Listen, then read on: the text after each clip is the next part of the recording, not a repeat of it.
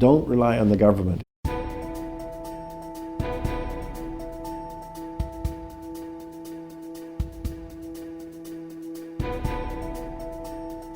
How should we make our people realize the importance of the liberty?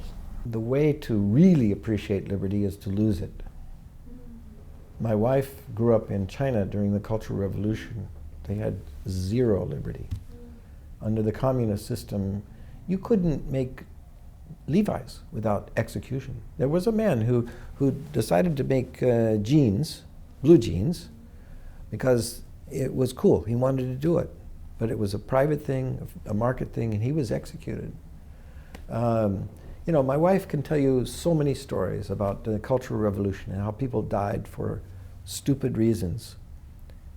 And it made them realize how precious liberty was when you lose it. And today people take liberties that we have for granted so they don't mind when it disappears. You know, there's a kind of a saying that, I don't know if it's true, I haven't tried it, but if you take a frog and you put it into a pot of boiling water, it jumps out because it knows, oh, its life is in danger.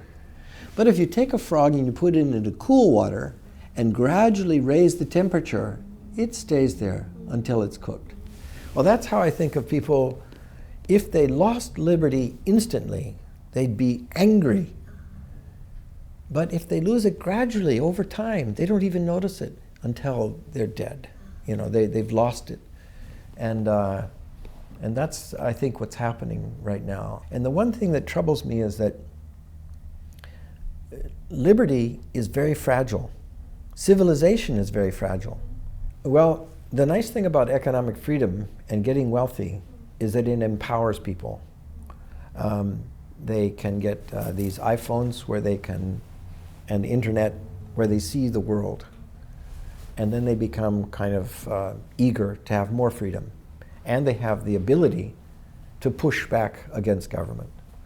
So I would say the great wealth of China's population is dangerous for the Communist Party, because the more people see of the world and feel stronger themselves, the more ability they have to push for democracy or freedom.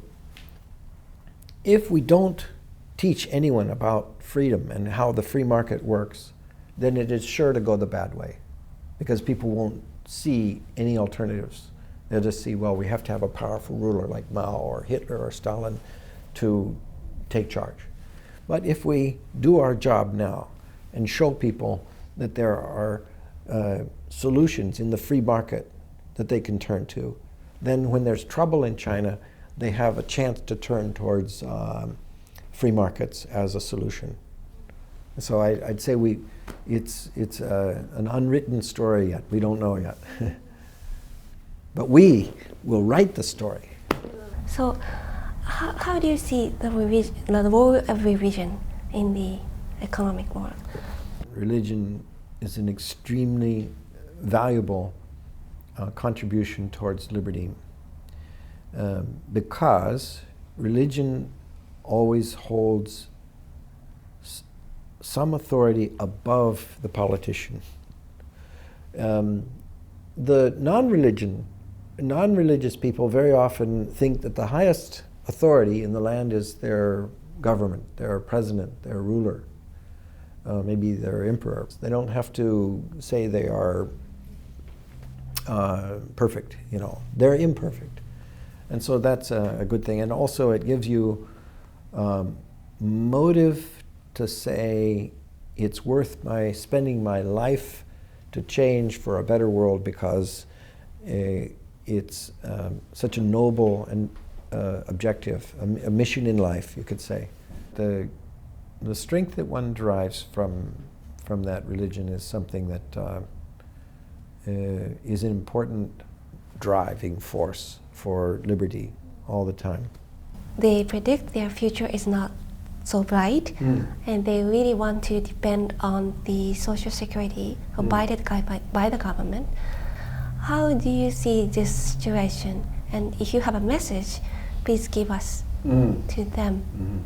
I would say that there are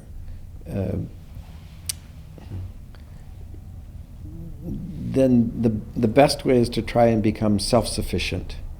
Yeah. And that's through maybe entrepreneurship, but just to rely on the system is a dead end. It's not hopeful, because it's not just themselves, it's their families. They're responsible for all of that. If they care for them and they love them at all, don't rely on the government.